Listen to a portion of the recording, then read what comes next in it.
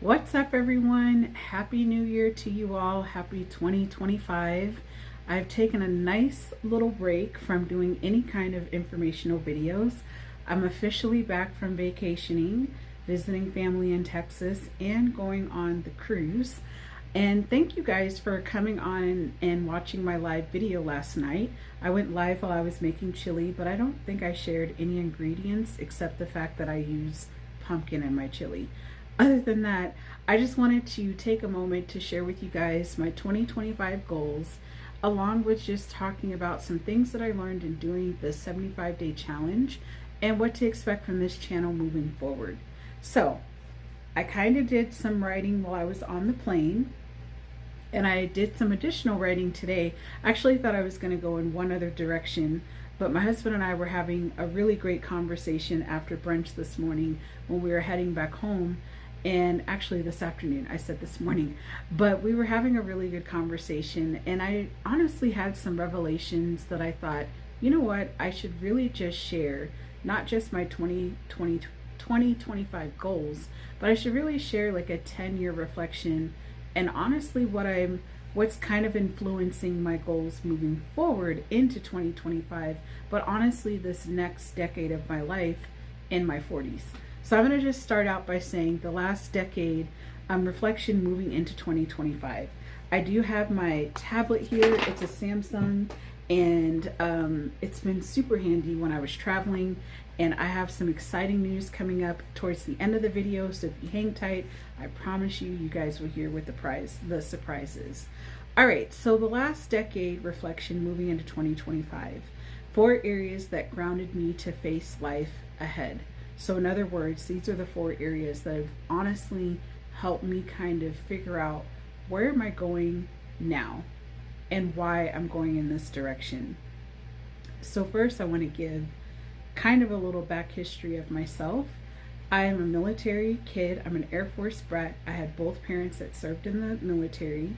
They both retired out of the Air Force, and they are boomers living their best life.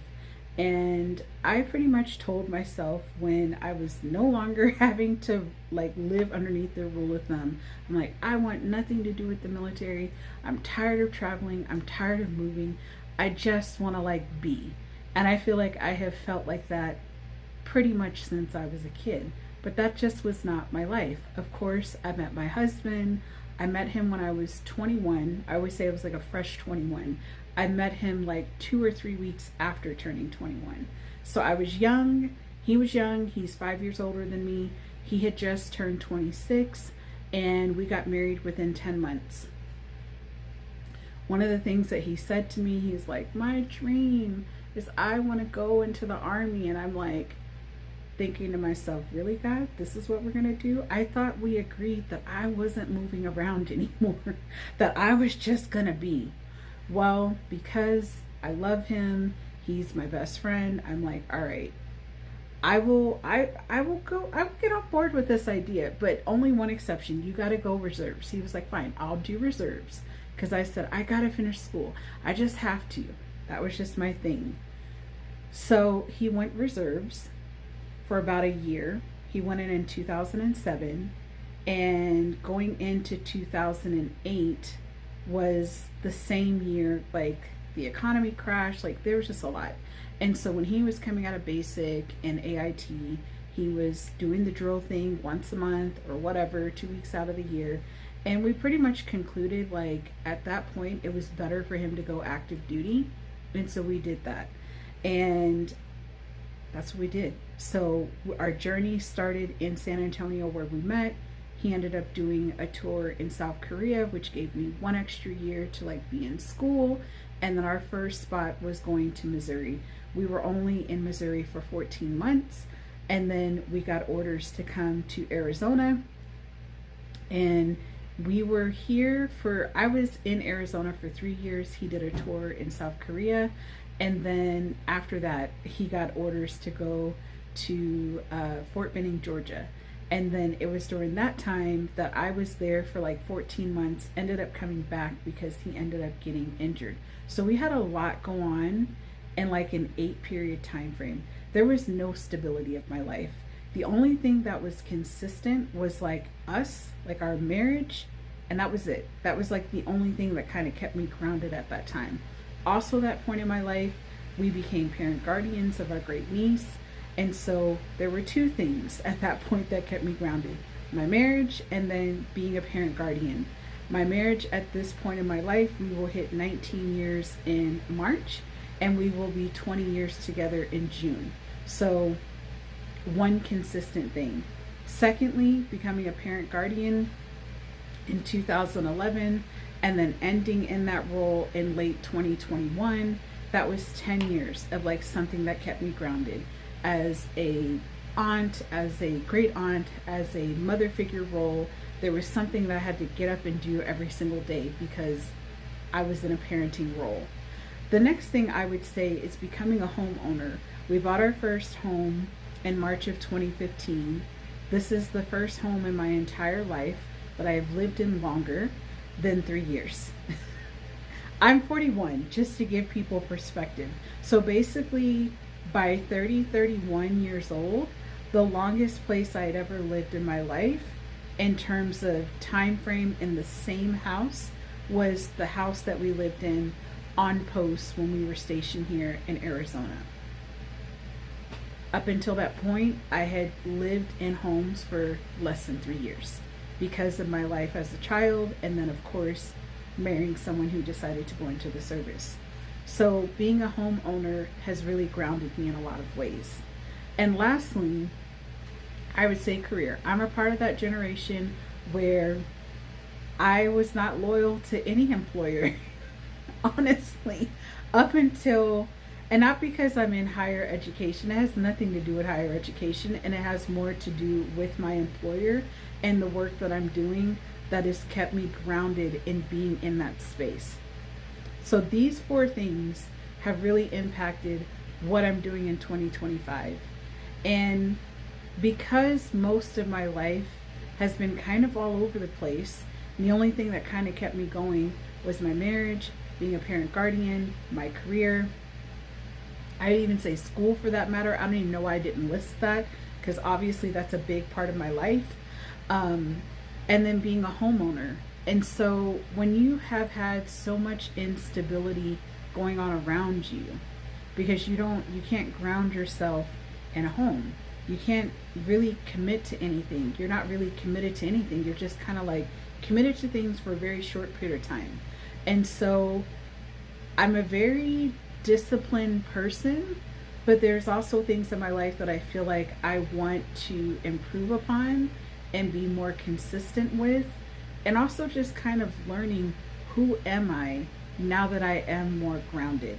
I don't really think I was very clear on any of that 10 years ago. And 10 years ago would be, I was 31. So, and to be fair, 30s are just like an interesting time in your life, because you're not in your 20s anymore, you're in your 30s, you've been an adult for longer than a decade, you probably have been on your own, so you're just, it's a lot different. But definitely hitting 40 and even coming into 2025, there's just things that I experience now that I think a lot of people take for granted. And I said this to my husband today. I said, you know, what I love about going to our favorite brunch spot is that I actually kind of I know the people. Like, I've gotten to know different waiters and waitresses. They recognize us when we come in. It's not like unfamiliar territory. And when you've lived a life where it's just constantly new, constantly changing, and when bad things are happening, you don't really deal with stuff. You just kind of like, in my mind, it's like I learned to just be like, well, I don't really have to deal with this because I'm going to move, if that makes sense. And so part of what I've said when my husband was medically retired, and I've said this to like my cousin and my sister-in-law, and she's like, what do you mean you want to be stable? I said, I just want to be. I want to be. And I feel like if I can just be, then I can be more clear about who I am and what I want to do moving forward. I can be responsive to things that I want to be responsive to, everything doesn't always have to feel like I'm either forced to make decisions or I'm forced to do something because we have to move because the military is saying we have to move. Like, I just want to have choices in what I'm doing. And sometimes when you're moving around so much like that, you don't really get a choice in the matter. You just have to kind of go with what's happening. And so I've learned in the last decade when to let go and when to hold on. And a couple of things I decided to hold on to. I decided to hold on to being married. I knew I'm a long-term relationship kind of girly. I've always known that since I was a kid. But letting go of the marriage never made sense. But nothing has ever caused me to feel like I should let it go because it's not been a toxic relationship, if that makes sense. The same thing is true of being a homeowner. There's things about being a homeowner that I've learned, especially buying an older home. It's given me a lot of patience.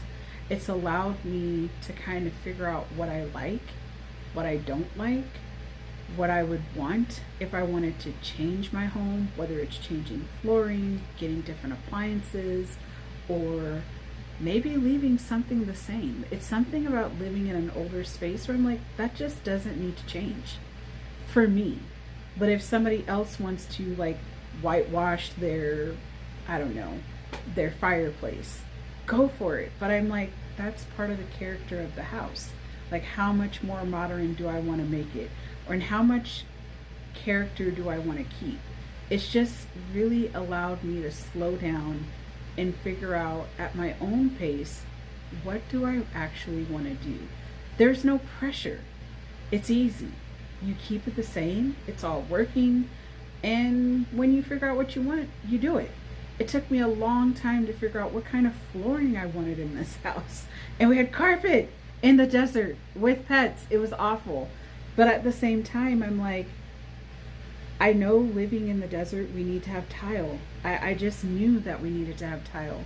But what type of tile that was based off of the character of this house and what was going to look good, I decided to make the decision when I felt like it was the right time to make the decision. Even though there may have been pressure from other places to be like, do this, do that. No, do it when you want to. That's been a huge thing in the last decade, is figuring out what's working best for me, what's working best for my spouse, because we're the ones living through the thing, whatever it is. And then, of course, career-wise, again, when I switched to higher education, I kind of went into it how I went in with any other job. It was like, okay, we'll see how it is the first year or two, and I'll decide if I want to stay or go. But it was something about the first day and the stories that were shared and the people that I was meeting that I realized that this was not just one of those places where you just kind of hang out here for a little bit and then you go someplace else. I realized in the first day, first week on the job, this is a place where I have literally made a commitment to be here. And it was very sobering because it made me realize that no matter what came my way, good or bad or indifferent, there's a bigger purpose and cause than why I'm here. And if I focus on that, like, there's going to be things that come up along the way that I'm not going to agree with. And I definitely went through some stuff in this job, but it was bigger than that. And I'm glad that over time I figured this out. The other thing I have figured out between these three things is that whether it's marriage, being a homeowner, or even having a career path and not just a job, there's going to be good and bad. But the thing is that you don't always have to leave every place. You don't have to escape. You don't have to anything. Sometimes you just need to be.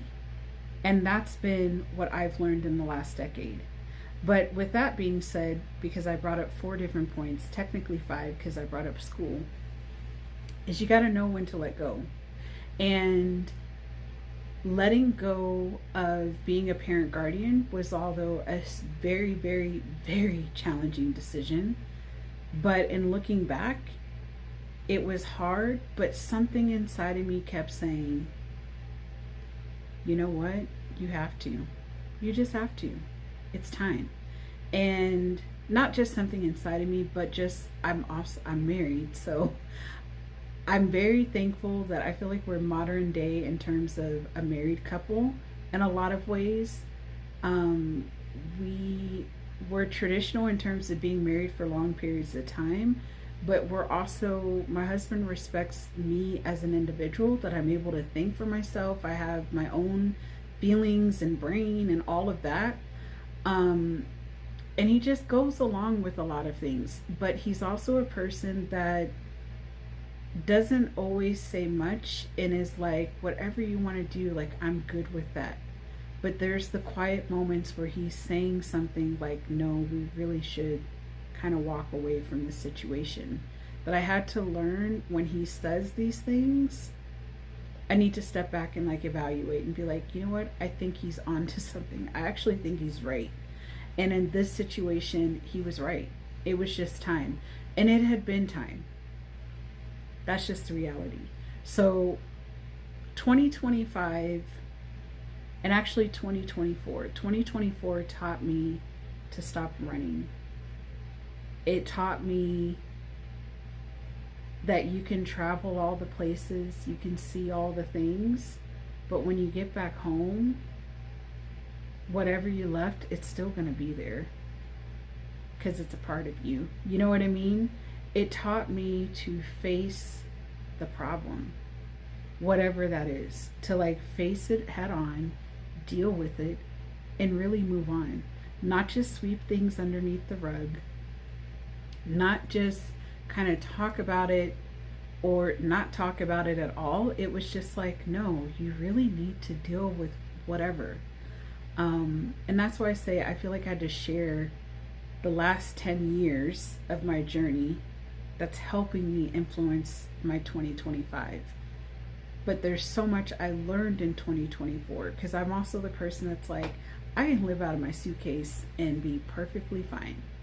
Because so much of my life for 30 plus years, when you're traveling and moving and all of that, you can be comfortable anywhere. And the thing is, I was comfortable anywhere. But when it came to my home space, I was comfortable, but I wasn't. There was still this uneasiness that I felt inside of myself. And it's like, what is that?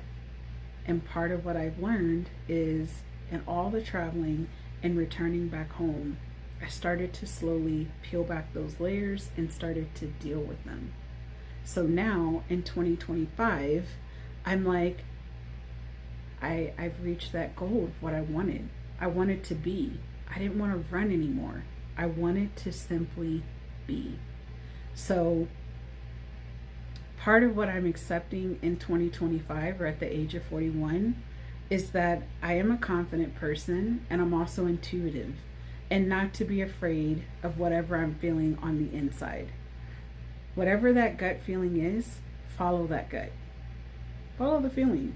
If something feels off, it probably just is. But because I've had experiences where people have made me question what I'm thinking and feeling, I in turn, when I'm making decisions, I will overthink something because I don't think I'm making the right decision. But in reality, intuitively, I already had the answer. So I don't need to be afraid of who I am. And so 2025 is about being confident and intuitive and owning every ounce of that. That's just what it is. So any goal that I have, I already know I'm going to achieve it. You know why? Because I'm a goal-oriented person. And I've accepted that part of myself. And instead of gaslighting myself or allowing other people to gaslight me, it's like, no, this is who I am. I'm goal-oriented. I'm focused. I have type A personality with a hint of type B. That is who I am at the core. I'm a loyal person, very, very loyal, and it takes a lot for me to walk away from things. I've learned to have better boundaries. The last decade taught me to have better boundaries. 2024, I started implementing those boundaries in different aspects of my life. So then moving forward, I'm not like walking away crying or frustrated or wishing that I would have said something different. I've already said everything I needed to say. I have to learn to speak up when it's not just advocating for other people. I have to just advocate for myself. That's been the journey. So, my homework for myself in 2025, what I plan to do tonight is I'm going to write myself a letter, and I'm going to read this letter a year from now. And I'll share that letter with you guys in a year to say, hey, this is what I thought, and this is what I accomplished in 2025. So, my goals in 2025, I'm going to flip back to my other screen so I can share some of my thoughts in terms of what I plan to be doing in the coming year. Let's see. Oh, I do have a story about recently traveling in a cab, and maybe I'll share that another time. But it was one of those moments that instinctively I should have followed my gut. That's my point of saying that. Is that my instincts were saying, you should probably walk away from this because this doesn't seem right. It's not settling very well with me. So, anyhow, I hope you guys have set your goals for the year. And I've mentioned in my life, like, I'm not really a resolution type of girl. I am definitely more goal oriented than I am resolutions. I think resolutions are great if that's your thing, if that's going to help you achieve your goals. But for me, it's more about setting goals. So I put down increase hobbies and the things I do to meet locals that are around me. I want to increase my hobbies because, as I just listed, the main 5 things of my life, marriage, being a parent guardian, being a homeowner, what was the 4th one? Career oriented and education. Part of that, none of that listed hobbies. I worked hard in my 20s and 30s. I mean, hard. I have no regrets because it's gotten me here. But I want to enjoy the next half of my life. If the good Lord gives me another 50 years, I want to enjoy it in a different way. I know that I have other elements to myself besides this career education driven person. I'm also a very creative person that doesn't really tap into that very much, but I want to. And part of those hobbies is doing content creation. I want to meet more local people as an empty nester. It's very interesting being 41 and being an empty nester because most of my friends are either in their mid 30s or they're 50 plus. That's just what it is. So far I've joined a book club and I joined a planner group that gathers monthly in my local area and in the Tucson area. My husband and I are pretty good about going on dates, but I want to do like weekly dates, and we talked about some goals on what we want to do. We talked about like every other week, or like one week he picks a date, the next week I pick a date. It doesn't have to be something that we spend money on, but just something where it's like we're just very intentional about going on a date. That's the main goal. Whether it's going to the movies, doing something local, or finding stuff, something new, hang out, like whatever. Playing card games, which I'm not really a card game person, but if that's what he wants to do, then I'm like, all right, that's what we will do. Try to do something fun that's not work related, and maybe even something that's home related once a week. Maybe even working out. We used to take walks together. I don't know. It's just really a matter of like what each of us want to do individually. Of course, my biggest goal of 2025, y'all can guess it, I did a 75-day challenge around this, is completing my almost said master's, my doctorate. So I want to complete it in May of 2025. I want to graduate. Technically, I should be done before May of 2025. And I feel like as long as I stay focused, which leads me to my next point, you guys know I'm going to have a challenge. Y'all know I'm going to have a challenge. I am in the process of debating if it's going to be 45-day or if it's going to be 75-day. I've had some requests to do a shorter challenge, so I might do an open 45-day challenge with you guys and then add the other 30 days as a bonus because I know I'm going to do 75 days. That's just probably going to be my plan. So a challenge is coming in mid-January, and these are just some goals. And then entrepreneur wise, I will slowly start dabbling in that space when I feel like I have more time is freeing up from my paper. Um, Overall, as an entrepreneur, I want to grow my YouTube channel. I want to like grow as a content creator. I will probably be publishing my third children's book later on this year. I've already talked to my editor slash publisher, illustrator, all the things. I've talked to her about it already, and she's got some plans in place, so you can expect a third book. And I'm excited about that. And I'm also excited about, I want to basically relaunch my nature-based program, Outback Learning LLC. I feel like I will finally have more time to invest into that part of my entrepreneurial journey. I started the program in 2019 and I've yet to be able to circle back. I started circling back. I shouldn't say I've yet to. I had to prioritize. So I'm praying that I will be able to relaunch that in fall of 2025. So children's book, podcast. Yes, the podcast is coming. I had a podcast in 2020. You can find it. It's Deanna Reese Williams. I believe I'm on Spotify and whatever other platforms you listen. But I plan to bring the podcast back. That's a big piece of what I want to do. Now, whether I launch in the summer or whether I launch in the fall, we'll see. But definitely the podcast is coming. So podcast, nature-based program, finishing doctorate, and my next indie author children's book. And then the grand finale of this conversation, the big announcement, I've officially made the decision while I was taking my content creation break and on holiday break.